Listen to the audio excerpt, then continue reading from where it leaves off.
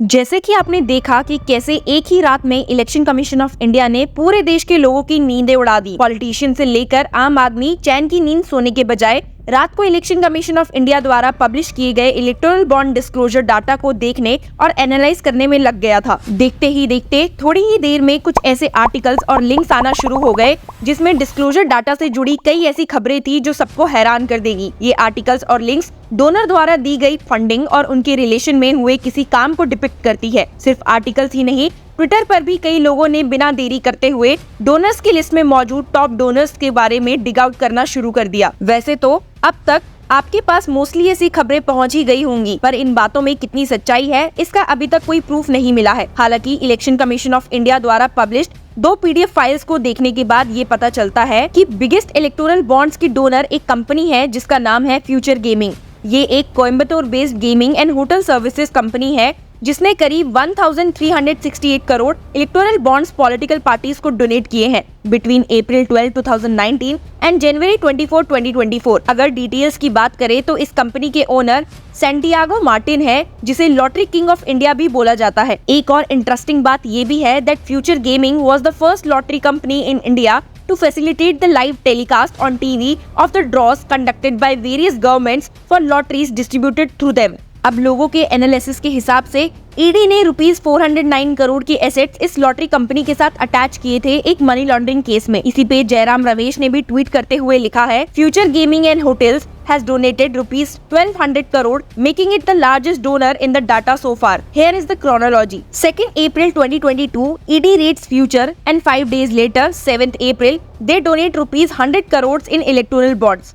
October 2023, IT department raids Future, and the same month they donate ₹65 crores in electoral bonds. सिर्फ future gaming ही नहीं, और भी ऐसी companies जो इस लिस्ट में सामने आई हैं, उन पर कमेंट करते हुए जयराम रमेश ने अपने एक्स पर एक बहुत लंबा ट्वीट शेयर किया है और इस ट्वीट में उन्होंने डाटा का एक क्विक एनालिसिस डिपिक्ट किया है। अगर उनके ट्वीट को बाइफरकेट करें तो over 1300 companies and individuals have donated electoral bonds including over 6,000 crores to the BJP since 2019। उन्होंने आगे अपने ट्वीट में बीजेपी को टारगेट करते हुए उनकी 4 मेन टेक्निक की बात की है। पहली टेक्निक है क्विड प्रो क्वो। इसमें जयराम रमेश ने कहा है कि ऐसी बहुत कंपनीज हैं जिन्होंने पहले इलेक्टोरल बॉन्ड के थ्रू डोनेट किया और बाद में उन्हें गवर्नमेंट से ह्यूज बेनिफिट्स मिले।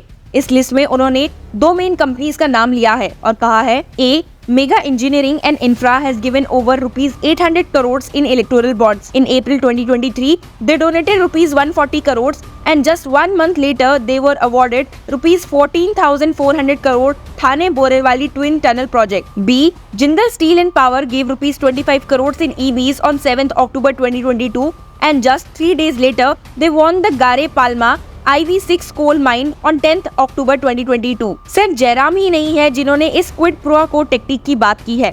डाटा के आते ही सीनियर एडवोकेट कपिल सिब्बल ने भी पोस्ट किया और कहा, donors of electoral bonds quid pro quo is evident. Quiz, who had said ना खाऊंगा ना खाने दूंगा। और दूसरी टेक्निक उन्होंने बताई है कि वो हफ्ता वसूली है। उन्होंने कहा इसका मतलब है कि ईडी, सीबीआई, आईटी के थ्रू रेड डालो और टारगेट करो और बाद में कंपनी की प्रोटेक्शन के लिए उनसे हफ्ता लो। इस टेक्निक में जिन कंपनीज का नाम जयराम रमेश ने सामने लाया है वो है Hetero pharma, Yashoda hospital, Shirdi Sai electricals, जिन पे आईटी ने दिसंबर 2023 में रेड डाली थी और अब जैन 2024 में उन्होंने 40 करोड़ बॉन्ड्स में डोनेट किया है। ऐसे ही फ्यूचर गेमिंग का नाम भी जयराम रमेश ने इस टेक्निक लिस्ट में शामिल किया है। थर्ड टेक्निक को उन्होंने किकबैक्स का नाम दिया है, मतलब कि जैसे ही किसी कंपनी को कोई हैंडआउट्स दिए गए, उन्होंने बॉन्ड्स के थ्रू गवर्नमेंट को पे बैक किया।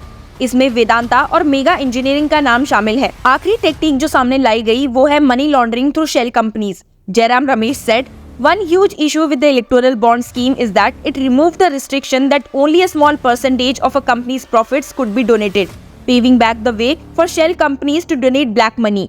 There are many such suspicious cases such as ₹410 crore that has been donated by Quick Supply Chain Limited, a company whose entire share capital is just ₹130 crores according to Ministry of Corporate Affairs filing। अब ये बात तो हुई कि कैसे लोग इस data को एनालाइज कर रहे हैं, पर एक इशू जो जयराम रमेश ने सामने लाया है वो ये है कि डाटा में मिसिंग डाटा है। उन्होंने कहा है कि जो डाटा एसबीआई ने प्रोवाइड किया है वो अप्रैल 2019 में शुरू होता है, लेकिन एसबीआई ने अपने पहले बॉन्ड्स का ट्रांच मार्च 2018 में सेल किया था। इस डाटा में टोटल 2500 करोड़ इन बॉन्ड्स का डाटा मिसिंग है। उन्होंने अपने ट्वीट में क्वेश्चन किया है, where is the data of these missing bonds from March 2018 to April 2019? For instance, in the very first tranche of bonds, the BJP backed 95% of the funds. Who is the BJP trying to protect?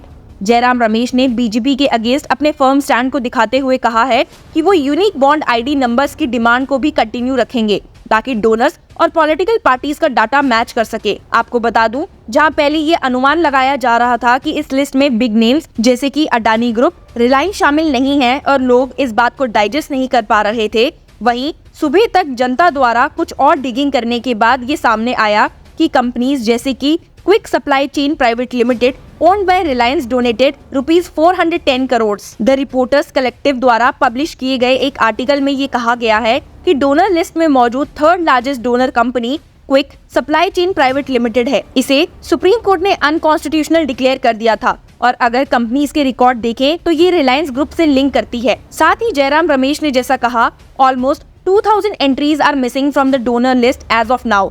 इसीलिए लोगों को लगता है कि कई shell companies ने electoral bonds में donate किया है and it is not difficult to guess whose names must be in that missing list and who owns those shell companies। अगर बात करें टॉप पॉलिटिकल पार्टीज की कि जिन्हें सबसे ज्यादा डोनेशन मिली है, तो अपलोडेड डाटा के अकॉर्डिंग भारतीय जनता पार्टी, तृणमूल कांग्रेस और कांग्रेस का नाम उभर कर आ रहा है। डाटा के according the BJP received funding of over ₹6061 crore via electoral bonds, while the TMC got ₹1610 crore and the Congress received 1422 crore through those bonds। पहले भी SBI ने कहा था कि रूलिंग पार्टी बीजेपी ने सबसे ज्यादा बॉन्ड्स इनकैश करवाए हैं, which is close to half of the total, that is 47% or ₹6060 crore। This was followed by All India Trinamool Congress, whose value of encashment stands at ₹1609 crore or a share of 13%, and Congress ₹1421 crore, that is 11%। SBI ने ये भी कहा था कि उन्होंने worth ₹16,518 crore के bonds issue किए थे in 30 tranches between April 2019 and February 15, 2024। इसीलिए the list of bond purchases has entries until January 11, 2024, while the list of bonds encashment has entries until January 24, 2024। और शायद यही रीजन है that why the totals do not match with the one given by the SBI। हालांकि जैसे आप जानते ही हैं कि इलेक्शन कमीशन ऑफ इंडिया ने डाटा अपलोड करने के साथ साथ सुप्रीम कोर्ट में भी एक एप्लीकेशन फाइल कर दी है requesting to give back the data given to supreme court in sealed cover boxes, ताकि वो सुप्रीम कोर्ट के 11 मार्च के ऑर्डर से फुल्ली कंप्लाई कर पाए। इसके बारे में we have talked about in our other video, so keep watching and subscribe to Law Chakra।